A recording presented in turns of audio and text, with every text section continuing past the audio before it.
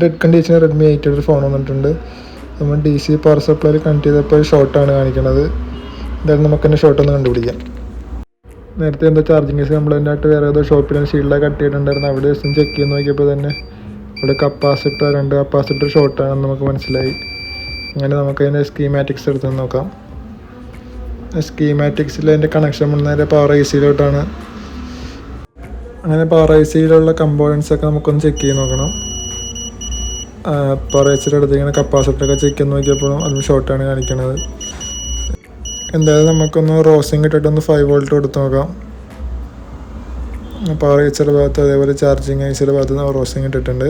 അങ്ങനെ ആ പാത്തിൽ രണ്ട് കപ്പാസിറ്ററിലോട്ട് 5 വോൾട്ട് ഇഞ്ചെക്ട് ചെയ്തിട്ടുണ്ട്. അപ്പോൾ തന്നെ നമുക്ക് ആ ഷോർട്ടായ കപ്പാസിറ്റർ കണ്ടെത്താൻ പറ്റി. ബാക്ക് സൈഡ് പവർ ICയുടെ ഭാഗത്തൊന്നും ഹീറ്റ് ആയിട്ടില്ല. അങ്ങനെ ഷോർട്ടായ കമ്പോണൻറ്റ് റിമൂവ് ചെയ്ത ശേഷം ഇപ്പോൾ ഫോൺ ബൂട്ടിങ്ങിലേക്ക് വന്നിട്ടുണ്ട്.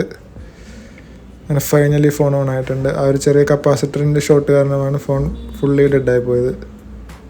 ഇതുപോലുള്ള ചെറിയ ടിപ്സിനൊക്കെ ആയിട്ട് നമ്മുടെ അക്കൗണ്ട് ഒന്ന് ഫോളോ ചെയ്തിട്ടേക്കും. അപ്പോൾ ബൈ.